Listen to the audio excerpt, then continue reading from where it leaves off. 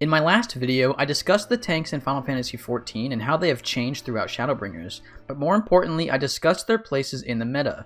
I received many comments of people confused by the meta, asking me questions such as, I thought you said Warrior was good, and now you're saying it's never been in the meta?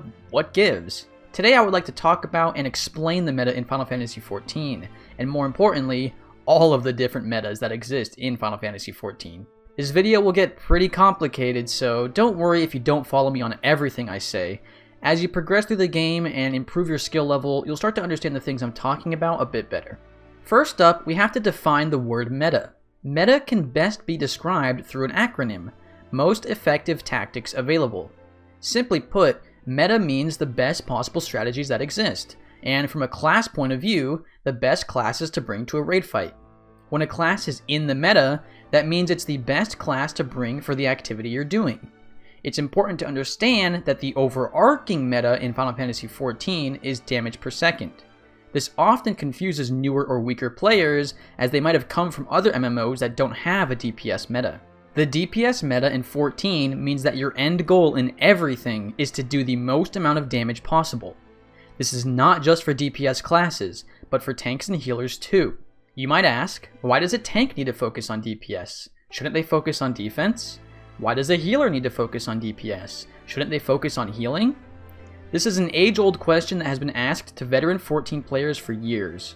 The reason 14 has a DPS meta is because it is what drives all other actions. Why do you mitigate damage as a tank? To reduce the amount of healing required, right? Well, by reducing the amount of healing required, you are now reducing the amount of healing actions a healer needs to do, meaning they are now using less actions. And what do you do when there are no actions required? When everyone is fully healed? Do you stand around AFK waiting for people to take damage so you can heal them instantly?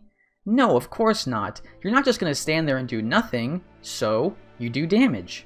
Similarly for the tank, when your job of mitigating damage is already fulfilled, meaning you have put up mitigation cooldowns and are properly positioning the boss, what is left for you to do? Do you stand around waiting for the next tank buster to come before you play the game again? Of course not. The answer is to do damage. It's very important to understand that fulfilling your role is the bare minimum of what you should be doing. Keeping people alive as a healer is the bare minimum requirement. It is the easiest part of your job. Keeping threat on enemies and reducing damage as a tank is the bare minimum that's required of you. Again, it's the easiest part of your job. Once you can fulfill these bare minimums well and no longer stress over keeping people alive or mitigating damage, well, how do you get better from there? You start to improve your DPS.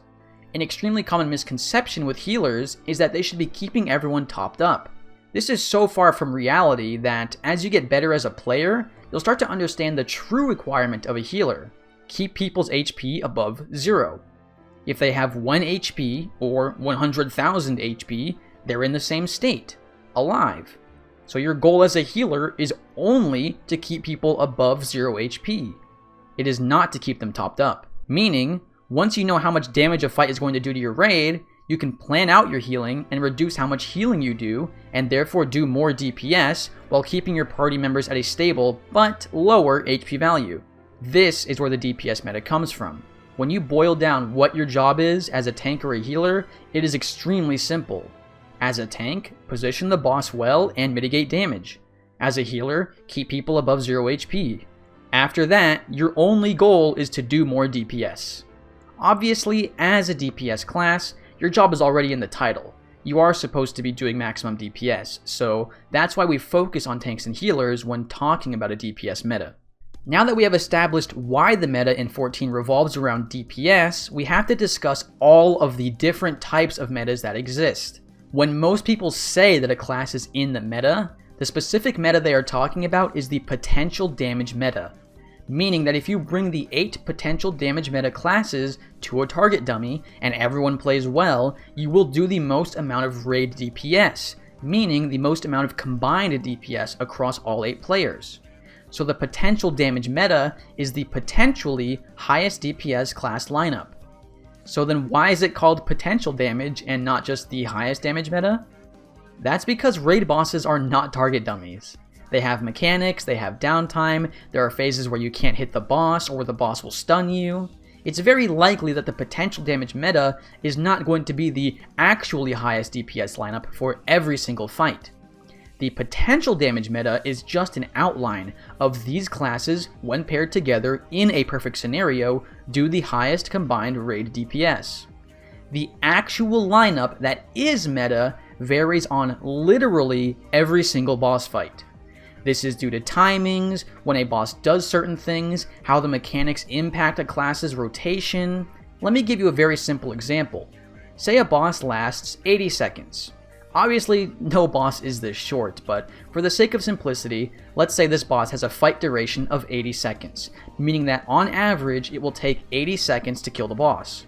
If you bring a class like Warrior, which has a 90-second burst window in the form of inner release, you will only get one inner release in the fight, because the boss will die before your second 90-second cooldown window is back up, meaning you lose out on a huge amount of damage simply because the boss doesn't live long enough for you to get another burst window out. Now, if we bring a Gunbreaker instead of a Warrior, which has a 60-second burst window in the form of No Mercy, you will get 2 burst windows in 80 seconds, because after 60 seconds you can burst again.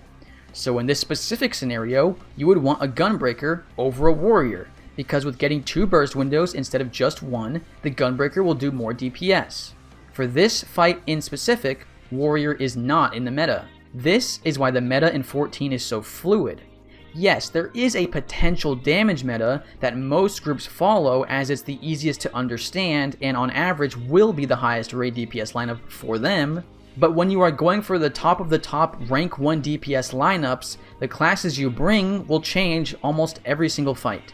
The potential damage meta is also not the only meta. There's a lot. There's the progression meta, meaning the classes that have the highest defense or recovery tools to make learning easier as you can recover from mistakes easier. There's the speedrun meta, which is mostly what I was alluding to earlier, which is the highest raid DPS lineup for each individual fight to kill the boss as quickly as possible. There's also parse metas, which focus on raid buffs and higher individual damage numbers, but in a parse meta, you will often find that some classes get the short end of the stick and aren't catered to, which is why a parse meta is often not the speedrun meta. A player can get a rank 1 parse, but at the cost of everyone else's DPS. And if you ever take a look at the rank 1 parses on FF logs, that's most often the case. This is where the nuance of when I say a class is strong in one area and weaker in others becomes very important. If you've watched me for a long time, you might have heard me say that the strongest defense tank lineup is a Warrior Dark Knight comp. A Warrior's insane healing, coupled with a Dark Knight's insane personal defense and giving TBN to the Warrior when needed, leads to a Warrior Dark Knight comp taking the least amount of damage. So why aren't they considered meta? Because their DPS is lower than the other tanks. A Paladin Gunbreaker comp is weaker in terms of defense, but stronger in terms of offense, and again, this game operates under a DPS meta. This is not always the case, and you can find a Warrior in rank 1 speed kills, but at the same time, they are the least represented in speed killing. This is where we start to get a little bit out of control, and at the highest end of the game, there is no meta. It changes so rapidly across so many fights, taking into account so many factors, that the meta often falls apart. The overarching meta of DPS still exists at the highest end, but what classes are considered meta is so dependent on so many factors that it's almost impossible to say which class is the best. They all have strengths, weaknesses, areas where they excel, areas where they fail, and forming a rank 1 speed kill meta to do the most raid damage possible is specific to every fight. When I say a class is in the meta or not, that doesn't mean they are either being played at the high end or aren't. You can find every single class in the game in the top 50 speed kills of every single boss. When I say a class is meta, what I mean is that they are in the potential damage meta, and that specific meta is the easiest to adapt to, has the highest success rates, and for most players will be the best lineup. Most players can't swap to different jobs every single fight and play perfectly.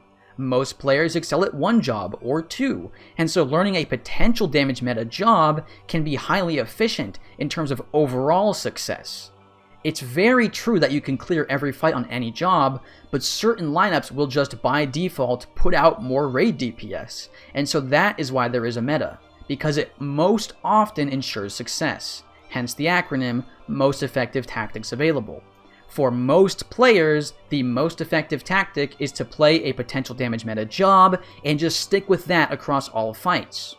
For players like myself and my co-tank, we can play every tank equally well, so we like to swap around depending on what a fight needs.